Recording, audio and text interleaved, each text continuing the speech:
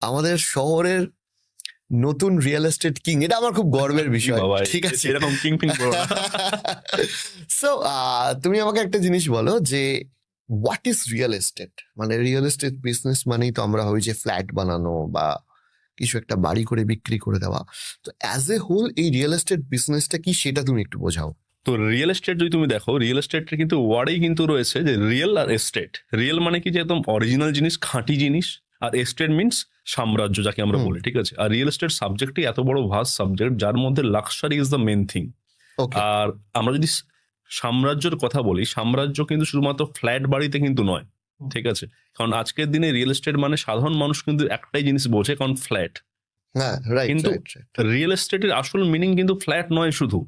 মানে এই কারণে বোঝে যে হ্যাঁ, চারিদিকে এত ফ্ল্যাট এত হচ্ছে flat এবং উঠেছে, কারণ- সবাই বলছে আমি রিয়েল এস্টেট সেগমেন্টে আছি, ব্যবসা করি। কারণ আজকে লোকের কাছে অপশন নেই, that is one and only option flat. আর তার জন্যই আজকে রিয়েল এস্টেটটা মানুষের কাছে শুধুমাত্র ফ্ল্যাটেই কিন্তু সীমাবদ্ধ থেকে গেছে। বাট যদি অ্যাকচুয়ালি যদি বলি যে রিয়েল এস্টেটের মধ্যে কিছু অনেক কিছু ডিভিশন রয়েছে, অনেক কিছু পার্টিশন রয়েছে, অনেক কিছু আছে, যার মধ্যে ফ্ল্যাট ছাড়াও one of the top most subject হচ্ছে ল্যান্ড। কারণ ল্যান্ড ছাড়া তো রিয়েল এস্টেট ইজ নাথিং।